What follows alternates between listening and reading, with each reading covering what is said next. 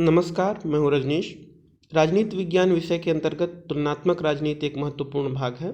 हम तुलनात्मक राजनीति पर एक लेक्चर सीरीज कर रहे हैं। अभी तक हमने तुलनात्मक राजनीति के प्रमुख उपागमों पर चर्चा की है, उसके अर्थ, प्रकृति और उसके स्कोप के बारे में जाना है। तुलनात्मक राजनीति के उपागमों में हमने राजनीतिक व्यवस्था उपागम, संरचनात्मक प्रकार्यात्मक उपागम यानी स्ट्रक्चरल फंक्शनल अप्रोच, और इसके अलावा राजनीतिक विकास उपागम और मार्क्सवादी लेनिनवादी उपागमों पर चर्चा की है।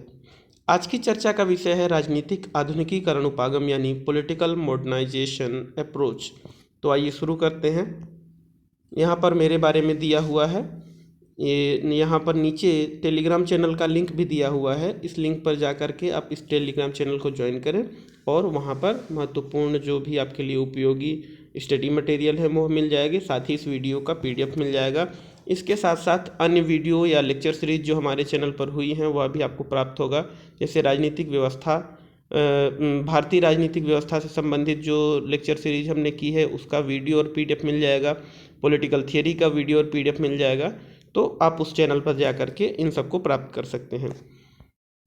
आज की चर्चा में हम राजनीतिक आधुनिकीकरण उपागम के बारे में जानेंगे। राजनीतिक आधुनिकीकरण उपागम के बारे में जानने से पहले हमें आधुनिकीकरण क्या है इसके बारे में जानना महत्वपूर्ण है। तो आधुनिकीकरण के बारे में जानते हैं। सबसे पहले आधुनिकीकरण का अर्थ जान लेते हैं। आधुनिकीकरण एक तरह का परिवर्तन है। परिवर्तन यानी चेंज। समाज में, राजनीतिक व्यवस्था में, आर्थिक रूप से समाज के जितने भी पहलू हैं उन सब में जो परिवर्तन है वह राजनीतिक आधुनिकीकरण या आधुनिकीकरण के अंतर्गत आता है। अब यह तो एक सामान्य अवधारणा हुई कि यह चेंज है, लेकिन यह सामान्य चेंज नहीं है, सामान्य परिवर्तन नहीं है, बल्कि समृद्धि की दिशा में किया गया परिवर्तन ही आधुनिकीकरण कहलाता है। अर्थात वह सकारात्मक परिवर्तन हो, वह समाज को कुछ नया प्रदान करने वाला हो। विध्वंसक या नकारात्मक परिवर्तन, समाज से कुछ नष्ट करने वाला परिवर्तन आधुनिकीकरण नहीं कहलाएगा। हालांकि सदैव परिवर्तन में पुरानी व्यवस्था बदलती है और नई व्यवस्था स्थापित होती है, किंतु उससे मानव समाज का कल्याण हो तब वह आधुनिकीकरण माना जाएगा। वह मानव समाज के लिए अहितकारी हो या विनाशकारी हो तो वह सामाजिक परिवर्तन आधुनिकीकरण नहीं कहलाएगा। इसके अलावा अन्य भी बहुत सारी बातें हैं जो कि आधुनिकीकरण से जुड़ी हुई हैं। आगे की चर्चा में धीरे धीरे वह आपको स्पष्ट होती जाएंगी। अब एक सामान्य सी अवधारणा है कि आधुनिकीकरण को लोग पश्चिमीकरण से जोड़ लेते हैं। अर्थात जो वेस्टर्नाइजेशन हमारे समाज में हुआ है उसे लोग मान लेते हैं कि वही आधुनिकीकरण है। मतलब हम मॉडर्न तभी होंगे जब हम वेस्ट के कल्चर का, वेस्ट की चीज़ों का पालन करेंगे या उसे फॉलो करेंगे। जैसे यूरोप में, अमेरिका में जो भी विकसित देश हैं उनकी नकल करते हुए जब हम भी उन्हीं की तरह करेंगे तो हम मॉडर्न कहलाएंगे। तो यह बात ध्यान में रखें कि आधुनिकीकरण पश्चिमीकरण से भिन्न है। यह कई मामलों में भिन्न है। जैसे पश्चिमीकरण की जो अवधारणा है वह आवश्यक नहीं कि प्रत्येक स्थान पर आधुनिक ही हो। आधुनिकीकरण का अगर विचार में आधुनिकता का मतलब हुआ कि आप विवेक को महत्व दें, तर्क को महत्व दें, अंधविश्वास या जो दृढ़ आस्था है उसकी जगह अगर आप विवेक और तर्क को महत्व देते हैं तो आप विचार से आधुनिक हैं। भले ही आपके वैचारिक मूल्य पश्चिमी हो या भारतीय हो या पूर्वी देशों के या अन्य देशों की हो, उससे या उन संस्कृतियों की विचारधाराओं से अंतर नहीं पड़ता। बस आपके विचार में आधुनिकता के लक्षण होने चाहिए। तो ध्यान रखिए कि आधुनिकीकरण पश्चिमीकरण से भिन्न है। पश्चिमी देशों का अनुकरण आधुनिकीकरण नहीं कहलाता। दूसरी बात, आधुनिकीकरण एक मूल्य युक्त अवधारणा, यानी इसमें वैल्यू इंक्लूड है, वैल्यू जुड़ा हुआ है। वैल्यू से मुक्त होकर के, मूल्य से मुक्त होकर के आधुनिकीकरण नहीं प्राप्त किया जा सकता। अब इसका दो कारण है। पहली चीज, पश्चिमीकरण मूल्य मुक्त अवधारणा है, अर्थात पश्चिमीकरण में वैल्यू नहीं है, इंक्लूड है। तो एक तो ऐसे ही यह अलग हो गया पश्चिमीकरण से। दूसरी बात, जो भी आधुनिकीकरण के पैमाने होंगे, उसके जो मानक होंगे, उन देशों के अनुसार, उन देशों की संस्कृतियों के अनुसार निर्धारित होंगे जहां पर वह लागू किया गया है। अर्थात भारत का आधुनिकीकरण यूरोप के आधुनिकीकरण से अलग हो सकता है, या फिर अफ्रीका में आधुनिकीकरण, मॉडर्नाइजेशन अलग हो सकता है, यूरोप में, अमेरिका में अलग हो सकता है, जापान में अलग हो सकता है। कहने का मतलब यह है कि केवल पश्चिमी देश के पैटर्न पे मॉडर्नाइजेशन को मानना यह उचित नहीं है। तो इस तरह से आप धीरे धीरे आपको स्पष्ट हो रहा होगा कि आधुनिकीकरण क्या है। अब इसमें से इसके कुछ महत्वपूर्ण पहलू हैं मॉडर्नाइजेशन के। पहला तो है इसका आर्थिक पहलू, अर्थात अगर आप ये लक्षण धीरे धीरे देखने लगेंगे तो आपको समझ में आएगा कि यह व्यवस्था आधुनिक हो रही है, मॉडर्न हो रही है। जैसे आर्थिक रूप में अगर औद्योगिकरण आ जाए, अर्थात जो भी काम हाथों से किए जाते हैं, पशुओं के द्वारा कराए जाते हैं, वह धीरे धीरे मशीनों के द्वारा किए जाने लगे। मानव के द्वारा चलाई जाने वाली मशीनें और पशुओं के द्वारा चलाई जाने वाली मशीनों की जगह ईंधन से चलने वाली मशीनें अगर आविष्कृत हो जाएं, उपयोग में आने लगें, तो वह व्यवस्था आर्थिक रूप से मॉडर्न कहलाने लगेगी। ठीक, तो यह औद्योगिकरण और दूसरा आर्थिक विकास, अर्थात धीरे धीरे जो उत्पादन का पैटर्न है, जो प्रोडक्शन पैटर्न है, वो चेंज होने लगे। अभी तक जो व्यवस्था आर्थिक रूप से कृषि पर या पशुपालन पर आधारित थी, वह धीरे धीरे औद्योगिक उत्पादनों पर आधारित हो जाए या औद्योगिक उत्पादन का हिस्सा उसकी अर्थव्यवस्था में बढ़ जाए, तो यह भी आधुनिकीकरण का लक्षण है। तो जिस तरह से आधुनिकीकरण के आर्थिक पहलू को हम देखते हैं, उससे यह समझ में आता है कि अगर औद्योगिकरण, आर्थिक विकास या ये जो चीज़ें हैं जो कि प्राथमिक व्यवसाय से द्वितीयक और तृतीयक व्यवसाय में जो शिफ्टिंग है अर्थव्यवस्था की, ये चीज़ें अगर आ जाएं तो वह आधुनिक व्यवस्था कहलाने लगेगी आर्थिक रूप से। दूसरा, सामाजिक पहलू। सामाजिक पहलू सबसे ज़्यादा महत्वपूर्ण है। मुझे तो लगता है कि सामाजिक पहलू जो है वह राजनीतिक पहलू से भी ज़्यादा महत्वपूर्ण है। क्यों? इसके बारे में हम चर्चा करेंगे। क्योंकि सामाजिक व्यवहार और मनोवृत्तियों में जो परिवर्तन है वह ज़्यादा महत्वपूर्ण है। जब तक व्यवस्थाएं परंपरागत रूप से शासित होती हैं या संचालित होती हैं, तब तक उनमें धर्म का महत्व बढ़ा रहता है, अंधविश्वास बढ़ा रहता है, तर्क की कमी रहती है। अर्थात परंपरागत व्यवस्थाओं और आधुनिक व्यवस्थाओं में यही सामाजिक व्यवहार और मनोवृत्तियों का ही अंतर होता है। व्यक्ति के सोचने समझने, उसके निर्णय लेने के जो महत्वपूर्ण तत्व हैं, उसे जो प्रभावित करते हैं, वह उनकी परंपरागत या आधुनिक होने की विशेषता से ही निर्धारित होते हैं।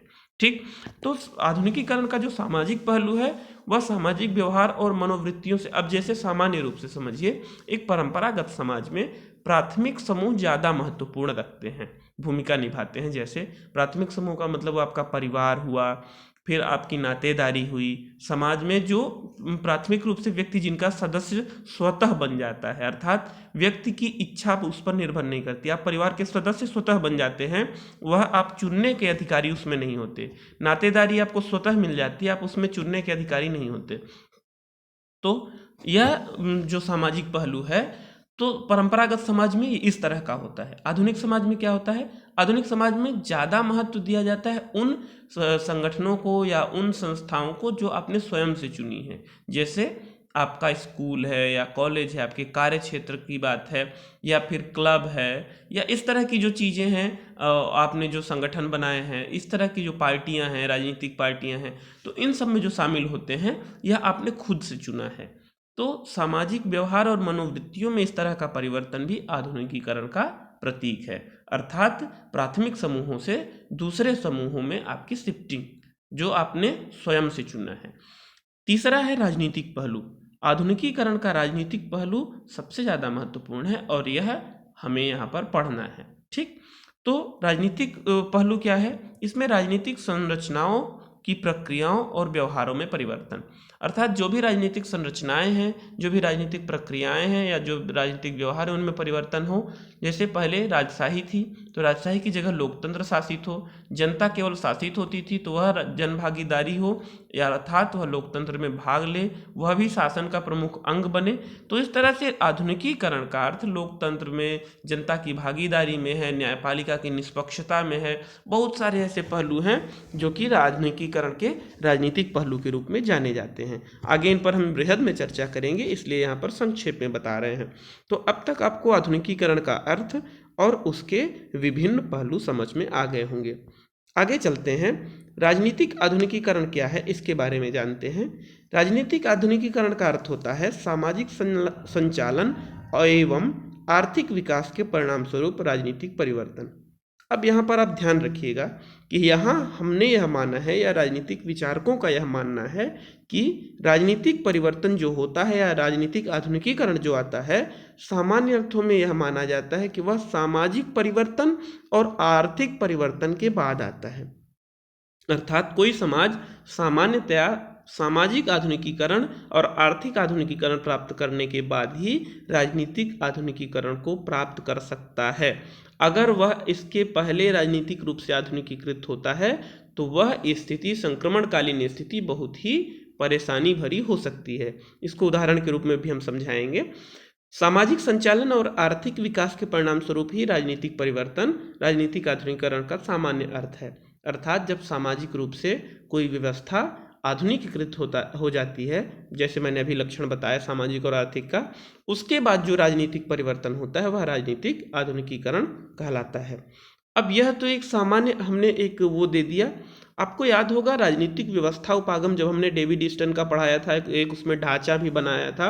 उस ढांचे में क्या बताया गया था कि राजनीतिक व्यवस्था में एक तरफ से मांगें आती हैं और राजनीतिक व्यवस्था उन मांगों को जो भी मतलब जो इनपुट होता है उस इनपुट को कुछ परिवर्तन के साथ या कुछ संशोधन के साथ आउटपुट के रूप में पुनः वातावरण में या पुनः समाज में भेज देती है। तो अगर इस व्यवस्था उपागम को रखा जाए तो आधुनिकीकरण क्या कहलाएगा? तब आधुनिकीकरण का मतलब होगा कि मांगों के अनुरूप शक्तिशाली और लचीले संस्थागत ढांचे का विकास। ये कोलमैन ने बताया है। अब इस पूरे सेंटेंस का हम अर्थ आपको बता देते हैं।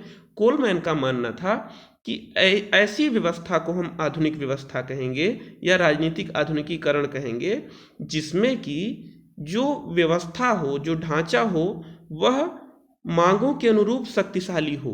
जो भी संस्था समाज से मांगें उत्पन्न हो रही हैं, जनता के द्वारा जो डिमांड्स क्रिएट की जा रही हैं, चाहे वो वस्तुओं की डिमांड हो, सेवाओं की डिमांड हो, या फिर नए अधिनियम कानून बनाने की डिमांड हो, टैक्स में छूट देने की डिमांड हो, जितने भी तरह की डिमांड क्रिएट हो रही हैं जनता के द्वारा, उनके लिए वह एक शक्तिशाली व्यवस्था, अर्थात उन डिमांड से वह व्यवस्था टूटे नहीं, चरमराए नहीं, वह व्यवस्था प्रभावित न हो, मतलब कि वह बिगड़े नहीं व्यवस्था। ऐसी व्यवस्था को हम आधुनिकीकरण, राजनीतिक आधुनिकीकरण कह सकते हैं, पहली चीज। दूसरी चीज कि उसमें लचीले संस्थागत ढांचे का विकास हो। लचीले संस्थागत ढांचे का मतलब कि जो तानाशाही व्यवस्था होती है वह भी शक्तिशाली होती है और मांगों के अनुरूप वह अपने आप को स्थापित किए रहती है, किंतु तानाशाही वाली व्यवस्था हमें नहीं चाहिए। राजनीतिक आधुनिकीकरण में हमें चाहिए ऐसी व्यवस्था जो लचीली हो, अर्थात मांगों के अनुरूप अपने आप को ढाल सके, वह नष्ट न हो, वह बिगड़े नहीं, बिखरे नहीं, किंतु मांगों से प्रभावित हो और मांगों के अनुरूप अपने आप को ढाल सके। जो भी जनता की डिमांड्स हैं उन डिमांड्स को पूरा करे और उसके प्रति संवेदनशील रहे। तो कोलमैन का मानना है कि उसी राजनीतिक व्यवस्था को हम आधुनिकीकृत कहें मानेंगे जो मांगों के अनुरूप शक्तिशाली हो, डिमांड्स के हिसाब से अपने आप को परिवर्तित कर सके और लचीली व्यवस्था हो, जनता के प्रति संवेदनशील हो। तो इस तरह से कोलमैन की परिभाषा और ऊपर का जो सामाजिक संचालन और आर्थिक विकास के परिणाम स्वरूप राजनीतिक परिवर्तन, दोनों को मिला दिया जाए तो राजनीतिक आधुनिकीकरण का एक सही अर्थ आपको प्राप्त हो सकेगा। अब राजनीतिक आधुनिकीकरण के और भी आयाम हैं, उन आयामों को हम समझने के लिए राजनीतिक आधुनिकीकरण की विशेषताओं के बारे में जानेंगे। यहाँ पर विशेषताएं दी हुई हैं, इनके अलावा अन्य भी विशेषताएं हो सकती हैं, कुछ महत्वपूर्ण हम जान लेते हैं। जैसे पहली है राज्य या केंद्र में शक्ति का अधिकाधिक केंद्रण। यहाँ पर राज्य केंद्र यानी प्रांतों से संबंधित नहीं है। राज्य का मतलब है एक देश से, यानी कि जब राजनीतिक रूप से आधुनिकीकरण आता है, परंपरागत समाज से आधुनिकीकृत समाज आता है, तो ये विशेषताएं देखने को मिलती हैं। क्या विशेषताएं हैं कि जो स्टेट है, जो राज्य है, यानी हमारा देश है, यहाँ पर ऐसे समझिए इसको कि हमारा जो देश है, इस देश के लिए, इस देश में शक्तियों का केंद्रीकरण बढ़ जाएगा। ठीक, अर्थात जो भी राजनीतिक शक्तियां हैं वह स्टेट के लिए, राज्य के हाथ में आती चली जाएंगी। पहले क्या होता था, परंपरागत समाज में अलग अलग जीवन के अलग अलग पहलू के लिए अलग अलग क्षेत्र होते थे। जैसे आपके राजनीतिक कार्यों के लिए राज्य होता था, राजा होता था और राजा की फौज या सेना होती थी। उसके अलावा धार्मिक कार्यों के लिए एक धार्मिक संस्था होती थी, हो सकता है वो पुरोहित हों या चर्च हों या और भी। सामाजिक कार्यों के लिए आपकी सामाजिक पंचायत होती थी जो कि सामाजिक निर्णय देती थी और भी चीज़ें। आपकी घरेलू कार्यों के लिए आपका घर के अभिभावक होते थे, घर का मुखिया होता था।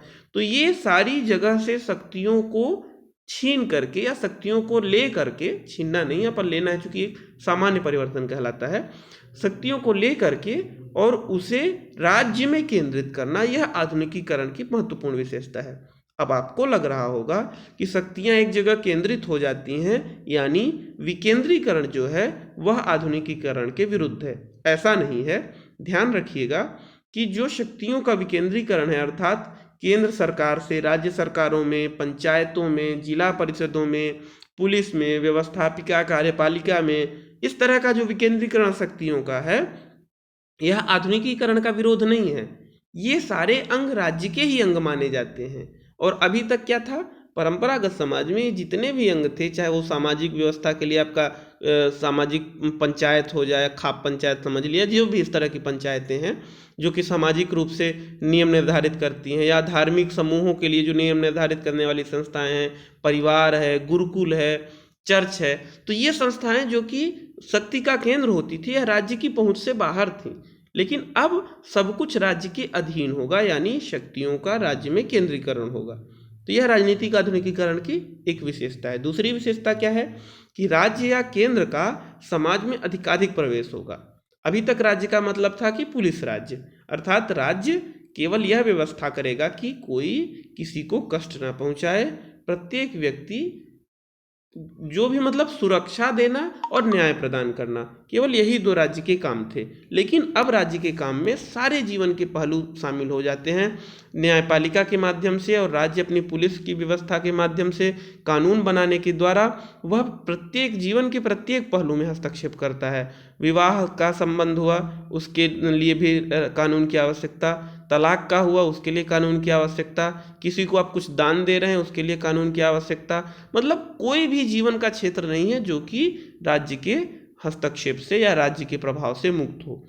तीसरा है केंद्र और परिधि की बढ़ी हुई अंतःक्रिया। यहाँ पर केंद्र का मतलब स्टेट से है, राज्य से है, आपके देश से है, देश की सरकार से है, और परिधि का मतलब हुआ सामान्य जनता से।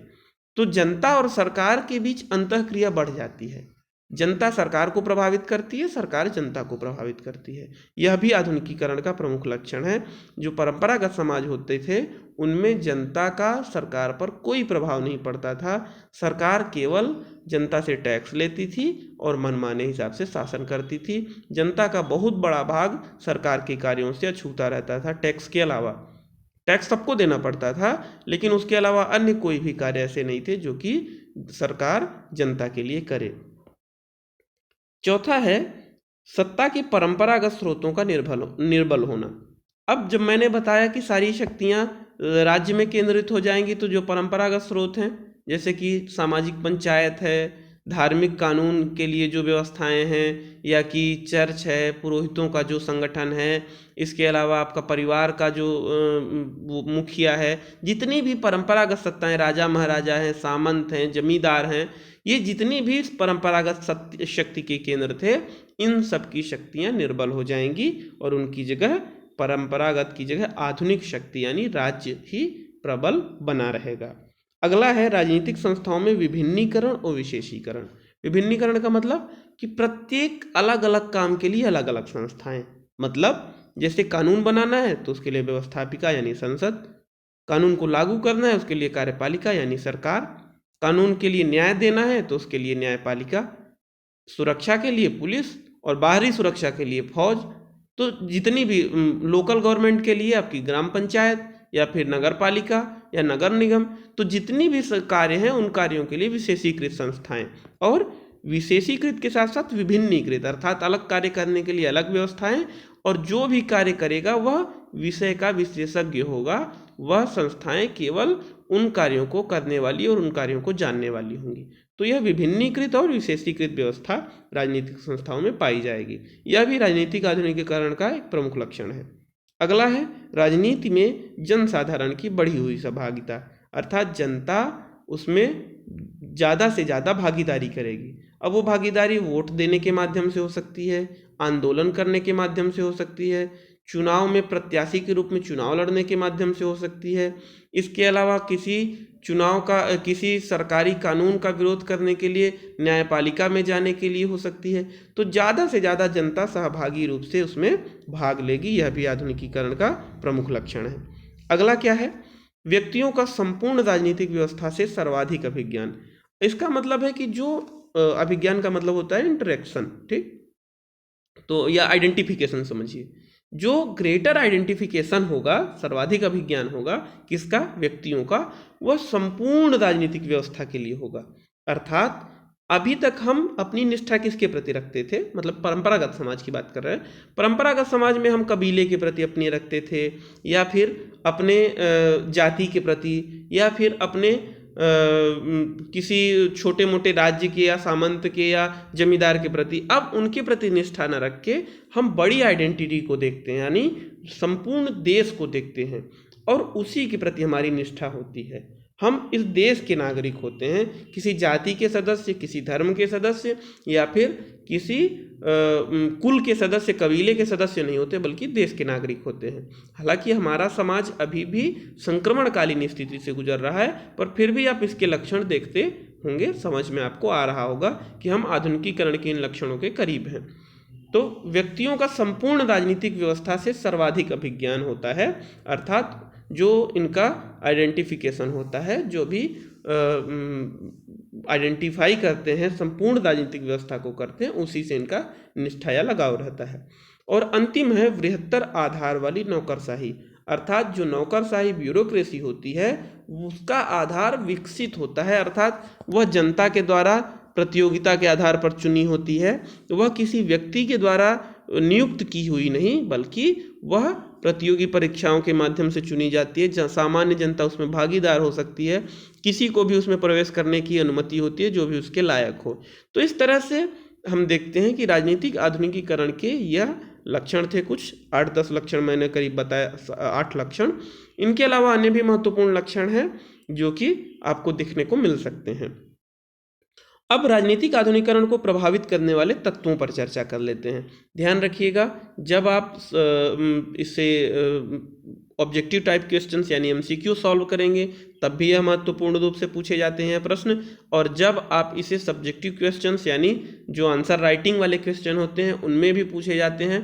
तो ये लेक्चर्स बहुत ही महत्वपूर्ण हैं, इन्हें ध्यान से सुनिएगा, और अगर कोई कन्फ्यूजन हो तो आप कमेंट के माध्यम से इन्हें पूछ भी सकते हैं। राजनीतिक आधुनिकीकरण को प्रभावित करने वाले तत्व, इनमें क्या महत्वपूर्ण तत्व हैं? परंपरावादी राजनीतिक संरचनाएं एवं संस्कृति। अब जो परंपरावादी राजनीतिक संरचनाएं एवं संस्कृति है, कल्चर्स हैं, और जो भी ट्रेडिशनल स्ट्रक्चर्स हैं, वह सब राजनीतिक आधुनिकीकरण को रोकने का प्रयास करती हैं। आप भी देखते होंगे, हमेशा यह बात चलती रहती है कि हमारी परंपरा पर आघात पहुंचा है, हमारे संस्कारों को दूषित किया है। तो ये जो तत्व हैं यह राजनीतिक आधुनिकीकरण को प्रभावित करते, उन्हें रोकने का प्रयास करते हैं। दूसरे कौन है? आधुनिकीकरण को धकेलने वाली ऐतिहासिक कालनियति। यह इसका मतलब यह है कि जो समय है वह भी निर्धारित करता है कि कब आपके यहाँ मॉडर्नाइजेशन आएगा। इसका मतलब यह नहीं है कि भाग्य में कुछ लिखा हुआ है, ऐसा कुछ मत समझिएगा। इसका सीधा सा मतलब यह है कि समय, ऐतिहासिक जो काल है यानी समय है, वह आधुनिकीकरण को प्रभावित करता है, निर्धारित करता है। कैसे? इसको ऐसे समझिए कि जब तक अन्य व्यवस्थाएं, सामाजिक व्यवस्थाएं, आर्थिक व्यवस्थाएं जब तक आधुनिकीकृत नहीं होंगी तब तक राजनीतिक आधुनिकीकरण नहीं लाया जा सकता। एक सामान्य स्थिति समझिए, आपको याद होगा तो ये जो एक राजा था मोहम्मद बिन तुगलक, जहाँ तक मैं रिकॉल कर पा रहा हूँ, तो वो एक सुल्तान था। उस सुल्तान ने अपने टाइम में एक प्रतीक मुद्रा चलाई थी, अर्थात तांबे के सिक्के चलाए थे जिनका मूल्य सोने चांदी के सिक्कों के बराबर होता था। और उसके बाद क्या हुआ? उसके बाद उस राज्य में जितने लोगों के पास तांबे थे उन लोगों ने अपने तांबे गला करके तांबे के बर्तनों को, और उसकी जगह सोने चांदी के, उसकी जगह उन्होंने सिक्के ढाल लिए। मतलब घर घर में टकसाल खुल गई और मुद्रा की कीमत एकदम जीरो हो गई, मतलब एकदम कम हो गई। और राजा को वह मुद्रा वापस लेने के लिए तांबे के सिक्के उसने वापस लिए और उसके बदले में सोने के सिक्के राजकोष से प्रदान किए। मतलब प्रतीकात्मक मुद्रा उस समय में मध्यकाल में भारत में चलाया जाना मुश्किल था और वह नहीं चल पाई, असंभव के जैसे था। ठीक, अभी वर्तमान में देखिए, अब कागज की नोट चलती है, 100 रुपए की नोट, उसका एक्चुअल वैल्यू 1 रुपए से भी कम रहता है, उसकी छपाई का जो कास्ट आता है, लेकिन उसे आप 100 रुपए मानते हैं। कागज की नोट यानी प्रतीकात्मक मुद्रा आजकल चल रही है, सभी देशों में मान्य है। मेरे कहने का मतलब यह है कि जो समय होता है वह निर्धारित करता है कि आप किस तरह के परिवर्तन कर रहे हैं। किसी भी संस्था में, किसी भी व्यवस्था में कोई परिवर्तन सीधे नहीं किया जा सकता। अभी जो विधवा विवाह के लिए, सती प्रथा के अंत के लिए, या कि महिलाओं को अपने पिता की संपत्ति में हकदारी के लिए जो कानून बने हैं, उन कानूनों को अगर बहुत पहले लागू किया जाता तो संभव वो लागू नहीं हो पाते। तो जिस तरह से राजनीतिक व्यवस्थाएं, सामाजिक व्यवस्थाएं बदलती जाती हैं, वैसे ही राजनीतिक व्यवस्था बदली जाए तो वह समय के अनुसार निर्धारित कहलाती है, अर्थात समय निर्धारित करता है कि आधुनिकीकरण कब आएगा। ठीक, तो इसको ऐसे मत समझिएगा कि कोई इतिहास पहले से लिखा हुआ है, भाग्य पुण्य का खेल, कुछ ऐसा कुछ नहीं है। सीधा सा मतलब इसका यह है कि सामाजिक और आर्थिक व्यवस्थाएं निर्धारित करती हैं कि राजनीतिक परिवर्तन कौन से होंगे। इसके अलावा इसके बाद है राजनीतिक नेतृत्व की प्रकृति और अभिमुखीकरण यानी ओरिएंटेशन। जो पॉलिटिकल लीडरशिप है उसका क्या ओरिएंटेशन है, वह क्या चाहती है, वह भी राजनीतिक आधुनिकीकरण को प्रभावित करती है। भारत और पाकिस्तान एक साथ आज़ाद हुए, लेकिन भारत में नेहरू का नेतृत्व था और पाकिस्तान में जिन्ना का। आपको दोनों देशों में अंतर समझ में आ जाएगा, अर्थात कौन देश ज़्यादा आधुनिकीकरण के करीब है आपको समझ में आ जाएगा। तो यह ओरिएंटेशन जो है लीडरशिप का, वह सीधे से प्रभावित करता है राजनीतिक आधुनिकीकरण को। और चौथा है व्यवस्था यानी राजनीतिक व्यवस्था की प्रकृति।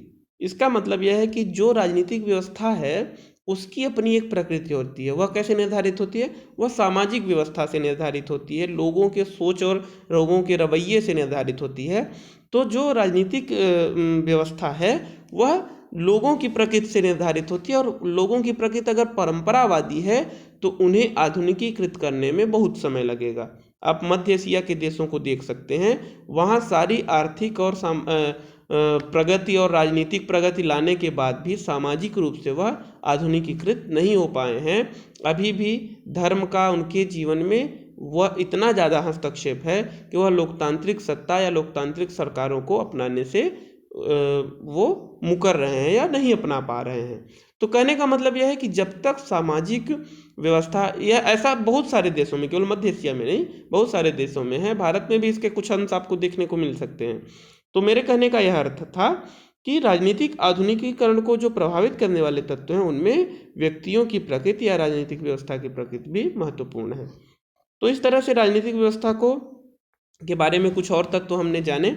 अब राजनीतिक आधुनिकीकरण के महत्वपूर्ण प्रतिमान यानी पैटर्न्स के बारे में जान लेते हैं। तो इसके बारे में दो महत्वपूर्ण बातें पहले हम बता दें, जो दो महत्वपूर्ण तर्क हैं। पहला तर्क यह है कि राजनीतिक आधुनिकीकरण यानी पॉलिटिकल मॉडर्नाइजेशन का कोई भी सार्वभौम प्रतिमान नहीं है, यूनिवर्सल पैटर्न नहीं है। ठीक, यूनिवर्सल पैटर्न का मतलब कि सबका, यह लगभग सभी विचारकों का मानना है कि आप कोई एक सूची नहीं दे सकते कि इस सूची में जितने भी पैटर्न दिए हुए हैं वह सभी देशों में लागू होंगे, यानी एक कोई पैटर्न ऐसा नहीं है जो कि यूनिवर्सल हो, पहली चीज़। दूसरी चीज़ ये है कि और तर्क है कि कोई क्रमागत प्रतिमान नहीं है, यानी कोई भी जो क्रम से आता है ना, एक के बाद दूसरा, तो इस तरह से आने वाला भी कोई पैटर्न नहीं है कि सबसे पहले यह आएगा, फिर लोकतंत्र आएगा, फिर आधुनिकीकरण आएगा। तो इस तरह का भी कोई पैटर्न सर्वव्यापी या सर्वमान्य रूप से नहीं है। ठीक, तो यह दो महत्वपूर्ण बातें मानी जाती हैं आधुनिकीकरण के पैटर्न के बारे में। इसके बाद भी महत्वपूर्ण विद्वानों ने इसके पैटर्न के बारे में, प्रतिमान के बारे में बताया है, तो उस पर हम चर्चा करते हैं। यहाँ पर एडवर्ड सील्स के प्रतिमान को मैंने लिया है, अन्य लोगों ने भी कहा, बताया है। एडवर्ड सील्स का जो प्रतिमान है वह राजनीतिक, इसमें कौन कौन से तत्व आते जाते हैं, या पूरी राजनीतिक व्यवस्था को आधुनिकीकरण के 5 स्टेप में आप रख सकते हैं। तो उस 5 स्टेप को या 5 चरण को हम कैसे समझते हैं, उसे एडवर्ड सील्स ने बताया है कि या तो राजनीतिक व्यवस्था राजनीतिक लोकतांत्रिक होगी, यानी कोई राजनीतिक व्यवस्था आधुनिकीकृत होने के 5 चरण होते हैं, उन 5 में से किसी एक जगह होगी। या तो वह राजनीतिक लोकतांत्रिक होगी, यानी वहाँ पर लोकतंत्र स्थापित होगा राजनीतिक रूप से। कैसे? मतलब वहाँ पर वयस्क मताधिकार होगा, लोग चुनाव में वोट करेंगे, चुनाव लड़ेंगे, संविधान लागू होगा, संविधान के उल्लंघन पर न्यायपालिका की व्यवस्था होगी, वह अपने प्रतिनिधियों को चुनेंगे, टाइम टू टाइम चुनाव होगा, कोई तानाशाही नहीं होगी, सरकार को कोई अवैधानिक रूप से गिराने का प्रयास नहीं करेगा। तो इस तरह से राजनीतिक लोकतंत्र की जो विशेषताएं हैं उन देशों में होंगी, वह पहले नंबर पर है। ठीक, यानी पहला पैटर्न है राजनीतिक लोकतंत्र का। दूसरा पैटर्न क्या है? दूसरा पैटर्न है अभिभावकी लोकतंत्र का। कुछ देशों में जहाँ की राजनीतिक रूप से सहभागिता या राजनीतिक रूप से लोगों में जो विचारधारा है वह उतनी प्रबल नहीं हो पाई है लोकतंत्र के प्रति, तो उन देशों में अभिभावकी लोकतंत्र देखने को मिलता है। भारत में भी इसके कुछ कुछ लक्षण आपको दिख जाएंगे, इसके उदाहरण हम आपको बताते हैं। अभिभावकी लोकतंत्र का मतलब यह है कि उन देशों में लोकतंत्र तो लागू करना चाहते हैं, किंतु लोकतंत्र को पूरी रूप तरह से स्थापित करने की स्थिति नहीं है। तब वो क्या करते हैं कि कार्यपालिका यानी सरकार जो है वह अभिभावक के रूप में लोकतंत्र को स्थापित करती है। यानी लोकतंत्र जनता से नहीं आता, सरकार से जनता पे जाता है। यानी जो कार्यपालिका है, जो भारत के संदर्भ में देखें तो जैसे आप समझिए कि प्रधानमंत्री और उसका जो कैबिनेट है या उसकी जो सरकारी तंत्र है, जो प्रधानमंत्री का प्रशासनिक तंत्र है, वह सब मिल करके लोकतंत्र को नीचे तक लागू करने का प्रयास करते हैं। वह व्यवस्थापिका को निर्देशित करते हैं, वह न्यायपालिका को निर्देशित करते हैं। यानी सरकार के अन्य अंगों को कार्यपालिका जब निर्देशित करती है और लोकतंत्र बना रहता है, ध्यान रखिएगा, अन्य अंगों को निर्देशित करने के साथ साथ लोकतंत्र बना रहता है, तो वह अभिभावकी लोकतंत्र कहलाता है। यानी एक गार्जियन की तरह सरकार लोकतंत्र को लागू करती है। ठीक, यहाँ पर दो महत्वपूर्ण तत्व हैं, यानी एक अभिभावक होगा और दूसरा सरकार में लोकतांत्रिक प्रक्रिया बनी रहेगी। यानी चुनाव होंगे, लेकिन चुनाव कार्यपालिका यानी सरकार निर्धारित करेगी। तो भारत में इसके कुछ कुछ लक्षण ही देखने को मिलते हैं, बाकी भारत राजनीतिक लोकतंत्र की श्रेणी में आता है। ठीक, तो इस तरह से दो हो गया। तीसरा पैटर्न है आधुनिकीकरणशील गुटतंत्र। यहाँ पर गठतंत्र लिखा है, सॉरी फॉर दैट। राजनीतिक आधुनिकीकरण का यह भी एक प्रतिमान है, एक पैटर्न है आधुनिकीकरणशील गुटतंत्र। यानी वहाँ पर जो शासन व्यवस्था होगी वह इतनी विकसित नहीं होगी कि वहाँ सीधे लोकतंत्र लागू किया जा सके। ठीक, तो वहाँ पर गुटतंत्र चलेगा, अर्थात कुछ ही लोगों का शासन होगा, कुछ गुटों का, कुछ समूहों का शासन होगा, किंतु वह समूह आधुनिकीकरणशील रहेगी, मतलब आधुनिकीकरण के लिए प्रयासरत रहेगा, लगातार इस प्रयास में रहेगा कि लोकतंत्र को लागू किया जाए। ठीक, तीसरा हो गया। चौथा है सर्वाधिकारवादी गुटतंत्र। सर्वाधिकारवादी गुटतंत्र का मतलब यह है सामान्य रूप से ऐसी व्यवस्थाएं जो कि जन कल्याण के लिए काम करती हैं, सामाजिक और आर्थिक विकास के लिए काम करती हैं, किंतु राजनीतिक विकास पर ध्यान नहीं देती। लोकतंत्र या जन सहभागिता, जन भागीदारी, जनता के प्रतिनिधित्व, इन सब पर ध्यान नहीं देती, वह केवल सामाजिक और आर्थिक विकास पर ध्यान देती हैं, तो वह सर्वाधिकारी गुटतंत्र होता है। और पांचवी स्थिति में है परंपरागत गुटतंत्र, यानी कि जो परंपरागत समाज रहेगा उसमें परंपरागत गुटतंत्र, यह आधुनिकीकरण के एकदम विपरीत है। यह आधुनिकीकरण के नकारात्मक पक्ष, मतलब नकारात्मक पक्ष नहीं, आधुनिकीकरण के एकदम विपरीत है। ऐसे समझिए कि जहाँ परंपरागत गुटतंत्र होगा वहाँ राजनीतिक आधुनिकीकरण नहीं पाया जाएगा। तो इस तरह से 5 पैटर्न, 5 प्रतिमान एडवर्ड सील्स ने बताए हैं, और इन पांचों को कुछ रूप तरह से, माने कुछ कमोबेश रूप में आप मान सकते हैं कि यह कहीं न कहीं जितनी भी पूरे देश, पूरे विश्व की राजनीतिक व्यवस्थाएं हैं, उन सबको इन 5 में से किसी एक जगह पर रखा जा सकता है।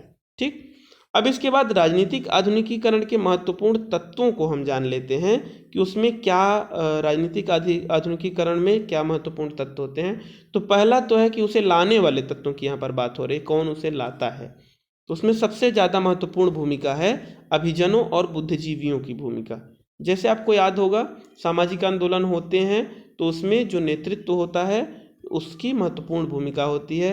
हमारे यहाँ राजा राम मोहन राय, उसके बाद से दादा भाई नौरोजी, फिर आप देखेंगे कि जिस तरह से सामाजिक दयानंद सरस्वती, सामाजिक सुधार हुए, फिर उसके बाद से राजनीतिक सुधारों की बात हुई, तिलक आए, गांधी आए, नेहरू आए, अंबेडकर और सुभाष चंद्र बोस। तो इन लोगों का अलग अलग टाइप का उसका पैटर्न रहा, ठीक। लेकिन इन लोगों ने एक दिशा प्रदान की, सामाजिक परिवर्तन की, ठीक।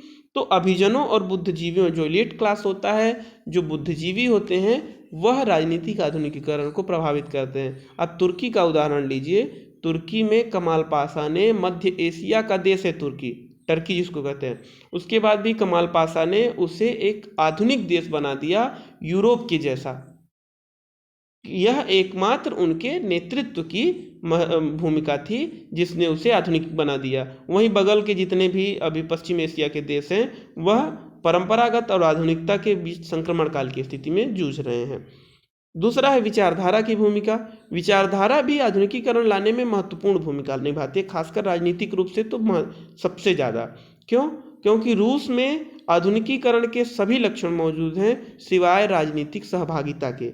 जनता की सहभागिता नहीं है, पार्टी का शासन है, और एकमात्र विचारधारा कम्युनिस्ट विचारधारा होने के कारण रूस में राजनीतिक आधुनिकीकरण नहीं आ पाया है। बाकी आधुनिकीकरण के सारे लक्षण मौजूद हैं। तो विचारधारा भी राजनीतिक आधुनिकीकरण के लिए महत्वपूर्ण एजेंसी है, अभिकरण है, ठीक। तीसरा है सरकार की भूमिका। सरकार भी आधुनिकीकरण के लिए महत्वपूर्ण एजेंसी है, भूमिका निभाती है, क्योंकि सरकार के द्वारा ही आधुनिक नियमों कानूनों को लागू किया जाता है। सरकार ने ही कभी सती प्रथा को रोक लगाया था, विधवा विवाह को सरकार ने ही मान्यता प्रदान की, सरकार ने ही महिलाओं को उनके पिता की संपत्ति में हक दिलाया, सरकार ने ही कार्य क्षेत्र में यौन शोषण को प्रतिबंधित करने के लिए कानून बनाया। जितनी भी सरकार ने ही महिलाओं और पुरुषों के वेतन को बराबर मानने के लिए बात कही।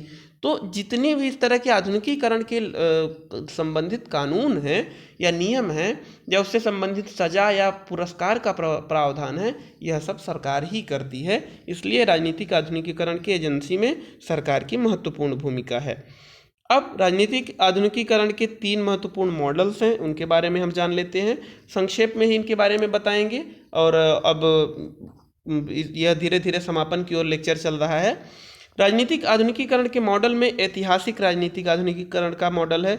यह इस मॉडल के जो मानने वाले हैं उनका यह मानना है कि जो राजनीतिक आधुनिकीकरण है वह महत्वपूर्ण रूप से ऐतिहासिक घटना है, अर्थात समय के साथ होता ही रहता है, उसे टाला नहीं जा सकता, ठीक। समय के साथ प्रत्येक देश में आधुनिकीकरण आएगा ही, अर्थात राजनीतिक आधुनिकीकरण एक ऐतिहासिक राजनीतिक घटना है, वह समय के साथ होगा ही, अर्थात प्रत्येक देश में जहाँ पर परंपरागत शासन है, थोड़ा समय के अंतर से ही सही, लेकिन सब जगह आधुनिकीकरण आ जाएगा। कुछ इसके लिए वो तर्क भी देते हैं कि जैसे साम्राज्यवाद आया, जैसे कि औद्योगिक क्रांति हुई, जैसे कि लोकतंत्र का एक तरह से एक क्रांति ही हुई कि पूरे विश्व में लोकतंत्र फैल गया, तो यह एक ऐतिहासिक घटना थी, यह होना ही था, इसलिए हो गया, ठीक। तो इस तरह से ऐतिहासिक राजनीतिक आधुनिकीकरण का जो मॉडल है वह इतिहास को महत्वपूर्ण भूमिका निभाने के लिए या इतिहास की महत्वपूर्ण भूमिका को स्वीकार करता है।